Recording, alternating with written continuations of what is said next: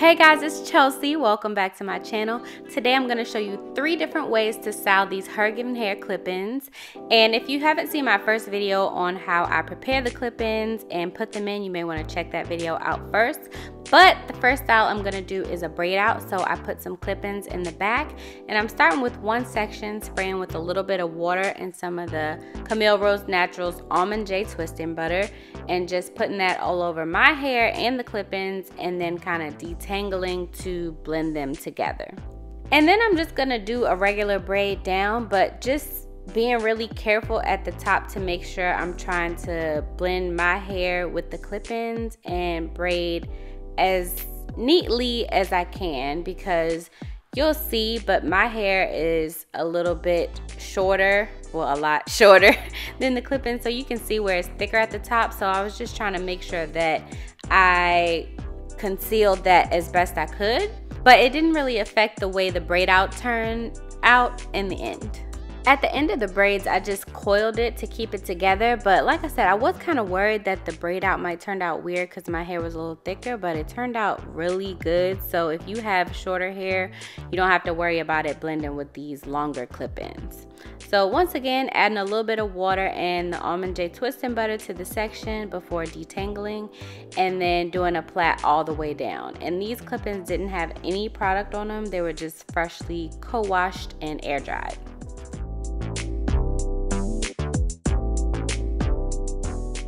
So now that I look like Susie from Rugrats, I'm going to show you what I did in the front. First, I made sure to get my middle part as straight as I wanted it.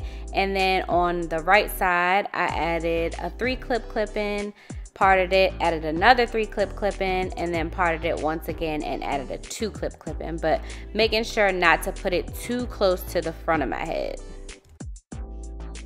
So then I decided to do 3 braids in this section. So just doing the same thing, spraying a little water, adding product, detangling, and braiding down. That's one thing I do love about these clip-ins, is you can pretty much do any style you would do on your natural hair using these clip-ins. So braid outs, twist outs, wash and goes, high buns, low buns. You could color the hair, you could flat iron it if you want to, like whatever you think of, you could do it. I let the braids dry for like 3 hours, and then I used some jojoba oil on my fingers to help me take them down to reduce some frizz. But when I was taking them out, I was pretty pleased with the results. Like you can see, they are defined. Like that's what I like to see when I'm taking out my braids, is nice little crinkles. And it really does look like how my hair would look if I did a braid out. Like that's what I love the most about these clip-ins, is that they look like my natural hair, which gives you the option to switch up your look without changing your style.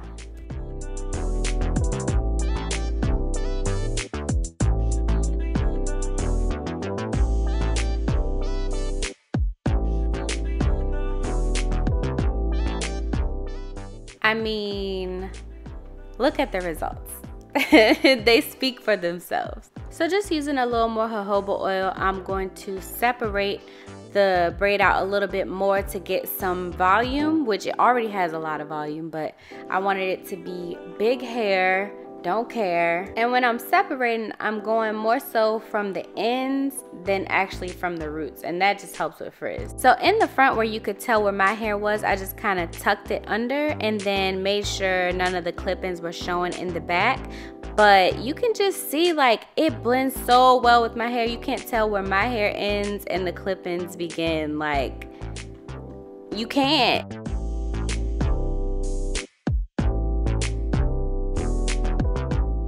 For style number 2, I'm going to start off by just sectioning off the upper right portion of my hair, adding a little bit of water around the edges and some edge control. I use Hicks, it's my favorite.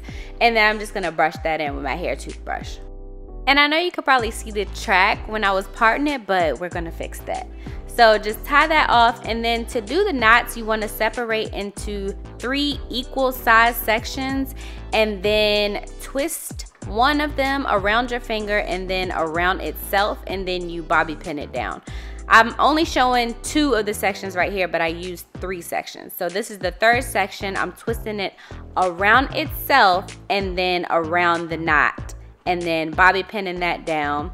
And on the other side, I did the same thing, except I went in the opposite direction. To fix where you can see the tracks in the back, I'm gonna take this clip-in out. This was a 5 clip, and I'm gonna just flip it upside down and put it in that way so that when the hair falls down, it covers the clips and you can't see them.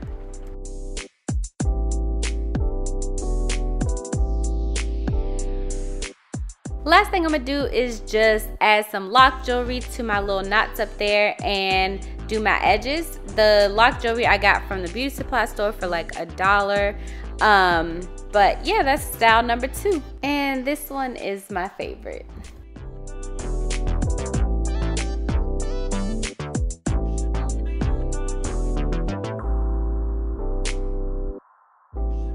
Last style is inspired by FUSIONOFCULTURES. I love her channel, so you should definitely check her out if you don't already know who she is. But it's gonna be a half up, half down again, but this is a different day, so I'm just reapplying the clip-ins in the back the same way upside down so that it falls over the clips. And then with the front half that I sectioned off, I'm gonna use 2 3-clip clip-ins and 1 2-clip clip-in just to give me some length and volume up there. I'm gonna spray some water around my edges and add some edge control and brush that in, and then just make 1 ponytail up at the top.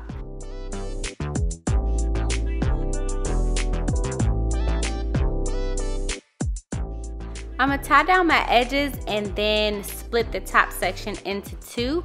And I'm gonna spray a little bit of water on it first before I detangle. I will admit that this hair, you have to take your time with it when detangling, and you're gonna get some shedding just like you would on your natural hair. So you wanna treat it like it is your natural hair. Just taking your time, being really gentle with it to make sure you're not pulling it out. I'm just gonna twist this section, but at the top where my hair was, I twisted the hair on itself first a couple times before twisting it all the way down so I could blend my short hair with these long clip-ins.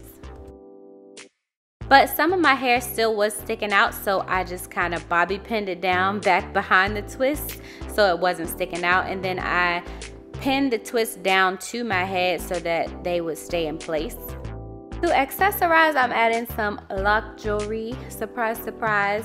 And then I wanted to put these beads on the ends, and I tried it with my beater and I broke the beater. And then I tried it with the crochet needle and I broke the crochet needle. So these beads were just too skinny for the thick hair, so I had to end up going to the bigger beads, but I did use a crochet needle to put them on. I'm just doing my edges, and then that is it for the 3rd style. I really hope you enjoyed this video. Please check out Hergivenhair's website. I'll leave their website in the description box, but I love this hair and I really do recommend it. It's so versatile, and all you have to do to take care of these clip-ins is take them out at night, shampoo and condition them once a week, and make sure you cover them with a satin bonnet at night. If you enjoyed this video, please give me a thumbs up and subscribe to my channel to follow my hair journey and everything else that I'm doing. I thank you so much for watching, and I hope to see you on my next video. Peace.